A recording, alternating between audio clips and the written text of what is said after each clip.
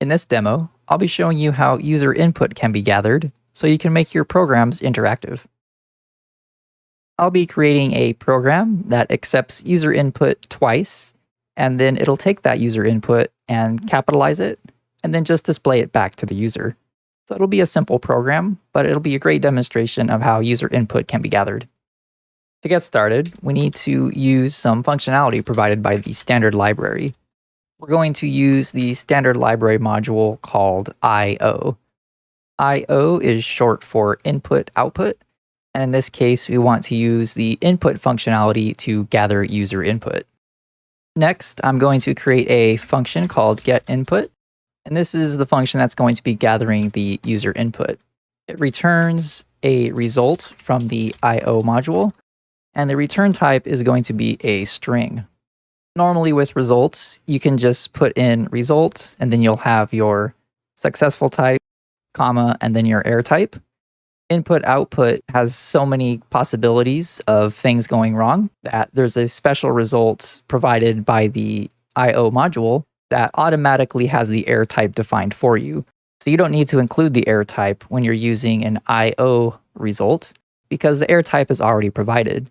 So we're only providing the successful data type, or the OK in this case, and it's going to be a string. In our body, we're going to create what's called a buffer. A buffer is just some space set aside that some other functionality can use and operate with. In our case, we're creating a buffer that is a string buffer. So this is just an empty string, and we'll be using this buffer in later part of our code. Buffers have to be mutable since we're going to be modifying the buffer later on. We'll now use some of the functionality provided by the I/O module. I'm going to use the standard input function. So this is just short for get the standard input. And what that does is it allows you access to the terminal. So when the user types in information, it can be available to our code. I'm then going to call the readLine function after that. And I'm going to allow the function to borrow our buffer mutably. So what that means is this readLine function, which does what it says, it reads one line of input from the standard input. It's going to read a line and then save that line into this buffer that is borrowing. So you can borrow without mutability, which we've been doing so far, or you can have a mutable borrow, as in this case. When you have a mutable borrow, the initial variable must be mutable, and the function that accepts the mutable borrow must also be specified in their function signature.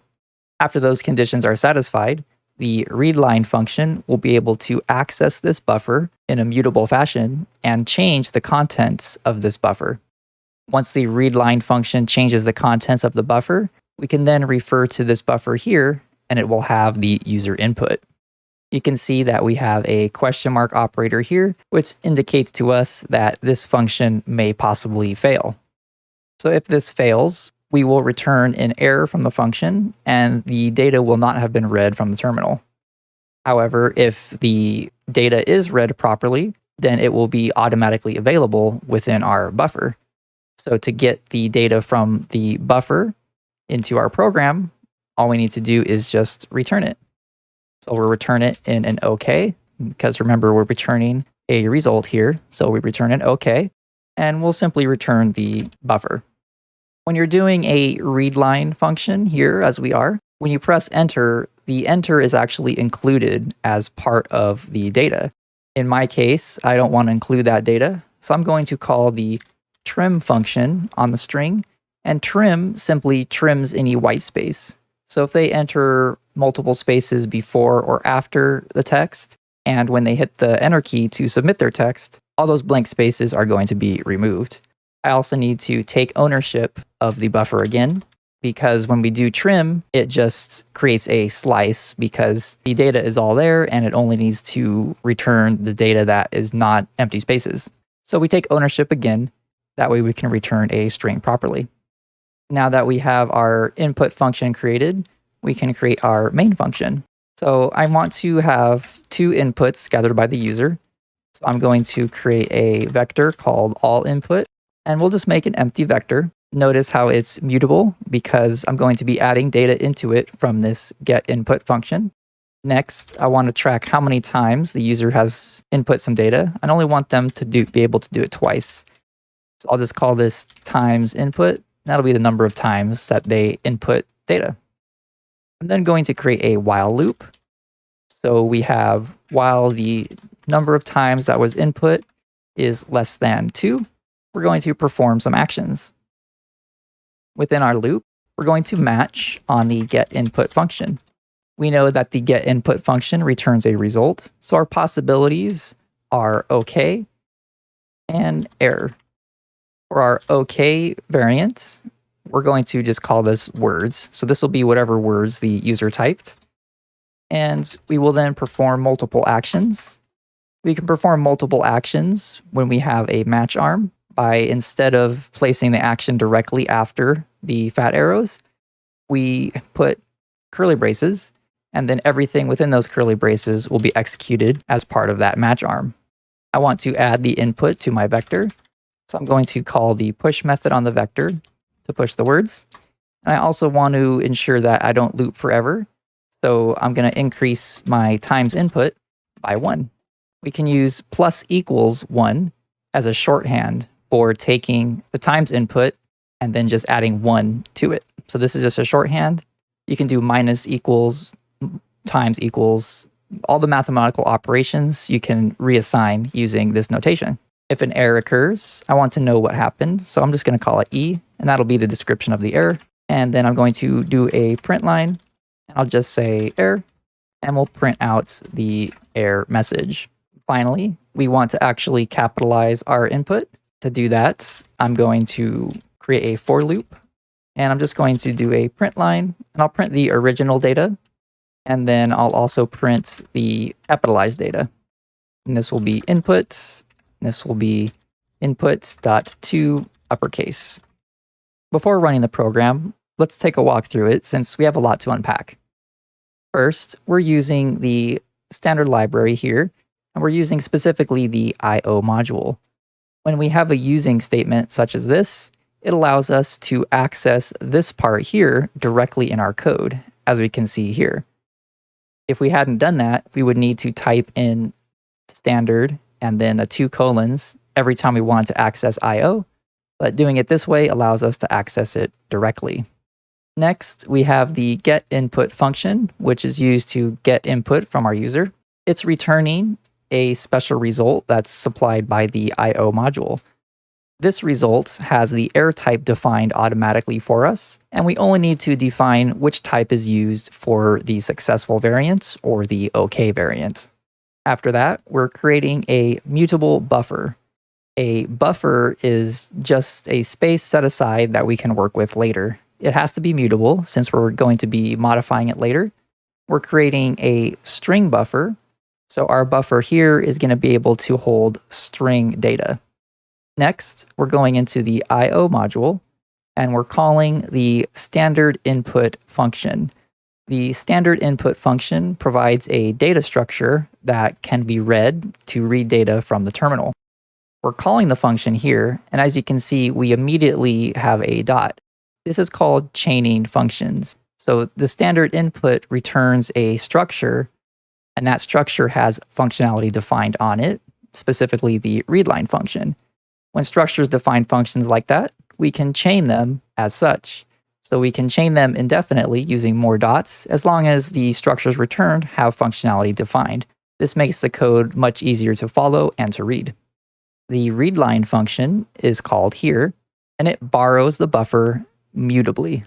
So here we're borrowing it, and we're mutably borrowing it. That means this readline function is going to be modifying this buffer since it's mutable here. The readline function itself is simply going to read input from the terminal, and once the user hits enter, then the data will be placed inside this buffer. The readline function returns a result, so we have a question mark operator to work with that. The question mark operator will automatically return an error immediately if this function fails, and if it doesn't fail, if it's OK, then the data the user input will be placed into this buffer, and it will be available within our code. Lastly, we are returning an OK because we have to return a result. So the OK variant is part of the result enumeration. We're returning the buffer itself, which is a string. We're calling the .trim function on the string, which will remove any white space. So white space would be spaces, tabs, and new lines. The reason we do that in this case is because when the user submits their text on the readline function, they have to press enter. And that enter is included in the buffer, which means they'll have a new line at the end. We use .trim, which will remove that new line. This trim function returns a slice of the string, because to remove the spaces, all you need to do is ignore parts of the string. So it just borrows the string and returns a slice. But our function returns an owned string. So to get an owned version, we just type in toOwned to call the .toOwned function, and we will then get an owned string back, and our function will then work properly. We'll now go into the main function. The main function has two mutable variables. The first one is all input, and it's simply an empty vector. This will be where our input gets placed that we can then operate upon later. Our times input variable represents the number of times that the user has input data, and we only want them to input it 2 times. Next, we have a while loop. So while the times input is less than 2, we're going to match on our get input function. Our get input function returns a result. So we're matching, and we need to consider the OK possibility and the error possibility. On the OK possibility, we'll get our data back as a string. And in that case, we're going to execute multiple different things. We can do so using the curly braces. We're going to add the words into the input vector by doing allinput.push. .push is used to add data to a vector, and we simply push these words onto the vector. We then increment the times input variable by using the shorthand plus equals and increment it by 1. If an error occurred while we were calling our get input function, as shown here, then we will just print out the error. The information will be displayed to the terminal. We're not going to increase the times input, so the user will be allowed to input data again until they do not get an error.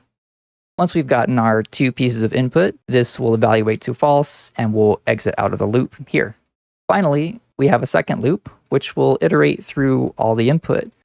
So for each input in all input, we're going to do a print line, and we're printing out the original data here, and that'll print out here, and then we're printing out capitalized data right here. So we'll take the input and call to uppercase to make a capitalized version, and then it'll be printed out there. I'm going to run this code, and we'll hope everything works okay. As we can see here, the program is currently running, so I'm going to type in some information. I'll type in hello there. I'll hit enter, and then I can enter data again because I need to do it 2 times, and I'll say goodbye. I'll hit enter again, and here we have the original is hello there, and the capitalized is hello there in all caps, and the same thing with goodbye. This demo had quite a lot of new things. We had the I/O module, we have buffers, multiple new functions, possibly the trim function as well. All of these things are available in the standard library documentation, and it's always handy to keep a web page open with the documentation available. That way you don't have to code all of this from memory. You can just refer to the documentation, see how it works, and then easily use it in your code. This will allow you to more easily focus on your actual program and what you're trying to do, instead of having to worry about whether or not you called the correct function or if you spelled it correctly. So the documentation is an invaluable resource that can be used to speed up your programming. This concludes the demo on gathering user input. I'll see you in the next presentation.